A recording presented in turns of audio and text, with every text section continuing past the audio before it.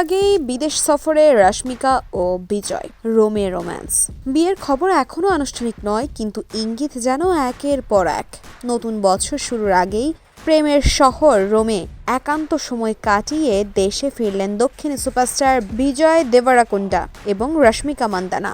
আর দেশে ফিরেই ফের আলোচনার কেন্দ্রে এই তারকা জুটি। হায়দ্রাবাদ বিমানবন্দরে একসঙ্গে ক্যামেরাবন্দী হন বিজয় ও রশ্মিকা।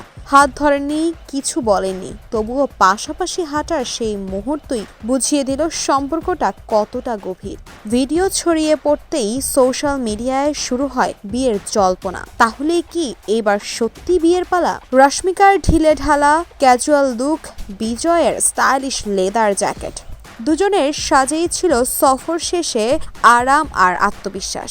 মুখে মাস্ক থাকলেও চোখে মুখে ধরা পড়েছে সেই চেনা স্বস্তি, যা শুধুই ঘনিষ্ঠ সম্পর্কের মানুষদেরই হয়। এর আগে বিজয়ের ইনস্টাগ্রামে পোস্টে রশ্মিকাকে খুঁজে পেয়েছে ভক্তরা। নববর্ষ শুভেচ্ছা জানানো ছবিগুলোতেই শুরু হয় গুঞ্জন।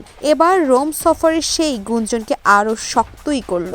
ইন্ডাস্ট্রির সূত্রের দাবি, এই জুটির বাগদান নাকি ইতিমধ্যেই সেরে ফেলা হয়েছে, আর 2026 সালেই বসতে পারে বিয়ের পিঁড়িতে।